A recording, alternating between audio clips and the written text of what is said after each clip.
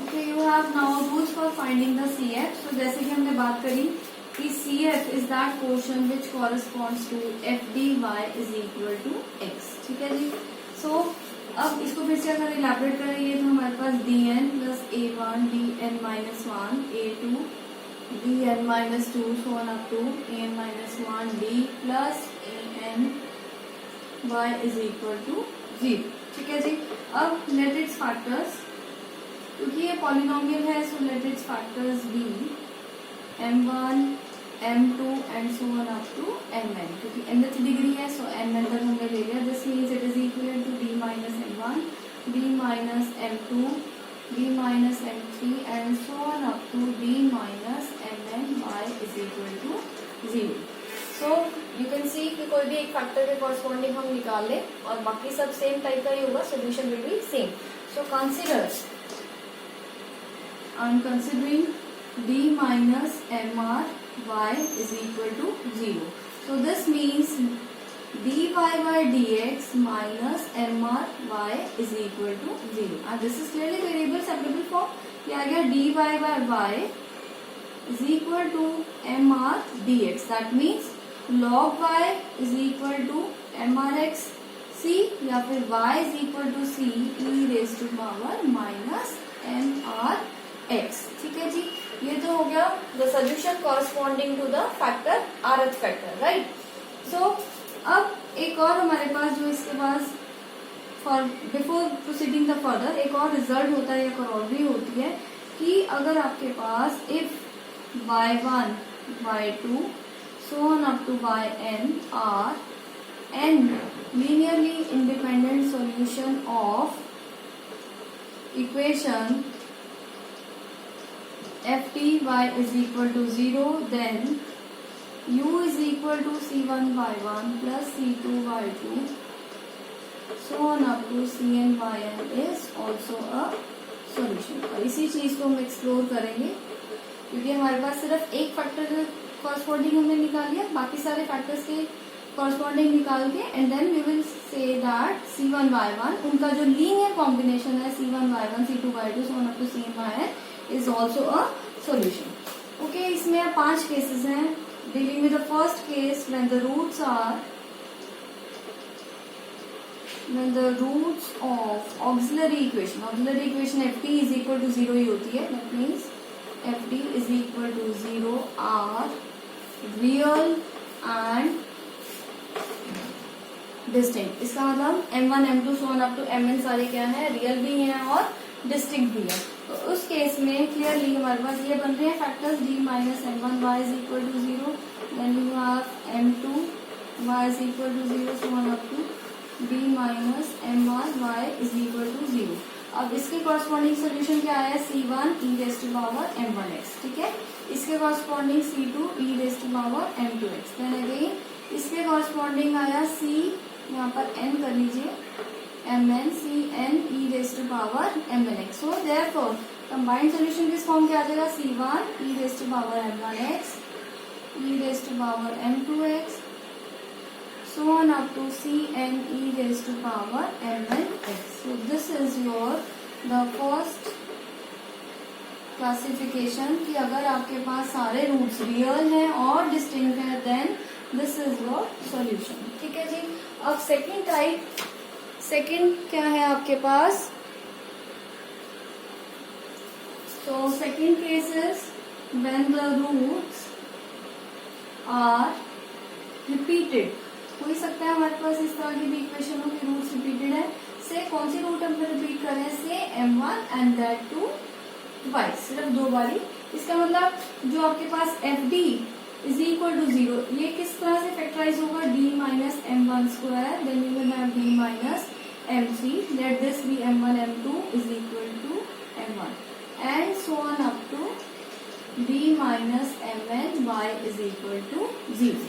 अब देखो बाकियों का तो फिर से वही फॉर्म रहेगी, इन सारे फैक्टर्स का सोल्यूशन सेम टाइप का रहेगा, सिर्फ इसको कंसीडर करेंगे d minus m1 square y is equal to 0. This is equal to d minus m1 y is equal to 0.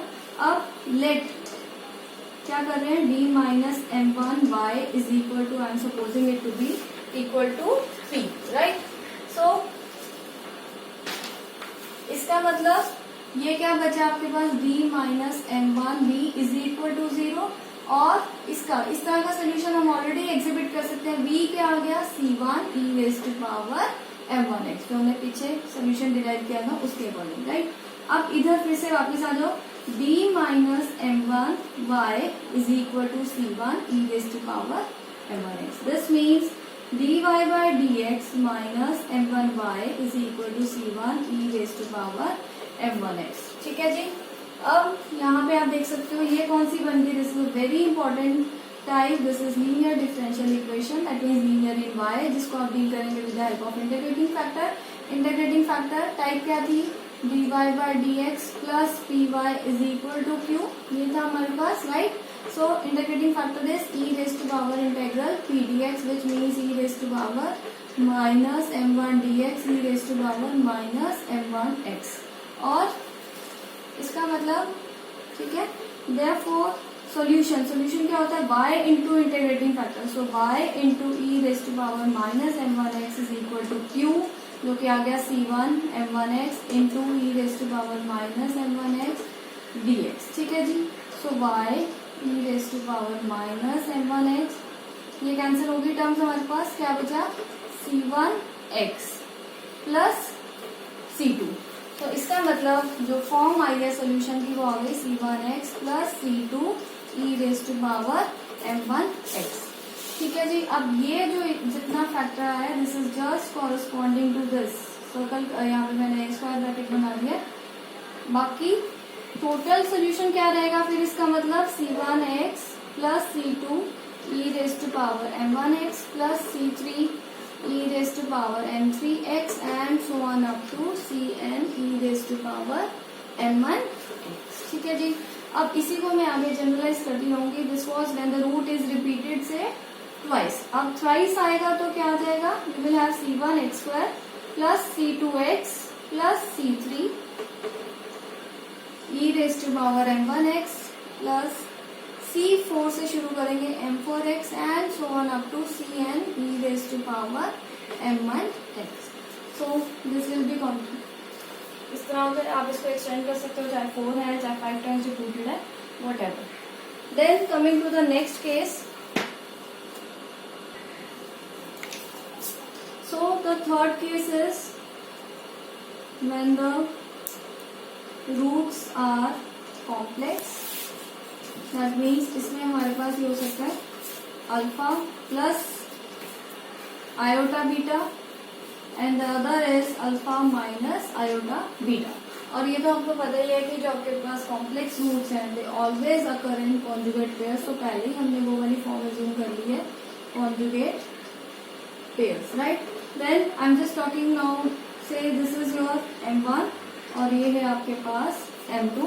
In that case जो हमारे पास सोल्यूशन आने वाला है वो हो जाएगा, okay. So your next case is when the roots are complex. अब यहाँ पे क्या है, कॉम्प्लेक्स रूट्स कैसे होंगे, alpha plus iota beta, alpha minus iota beta, because complex roots हमेशा कॉन्जुगेट पेयर्स में होते हैं। सो पहले ही मैंने इसको इस तरह से ले लिया, let this root be m1, this root be m2, बाकी सेम रहेंगे m3 so on up to mn। Then the part is e raised to power alpha x c1 cos beta x plus c2 sin beta x, rest all as the same। फिर इसी में roots में repetition भी आ सकती है। So when the roots are complex and repeated, इसका मतलब अल्फा प्लस आयोटा बीटा जो रूट है वो भी 2 टाइम्स रिपीटेड है और अल्फा माइनस आयोटा बीटा वो भी 2 टाइम्स रिपीटेड है, ठीक है जी। So in that case again y is equal to e raise to power alpha x। अब यहाँ पर देखिए, I have taken factor this for the repetition,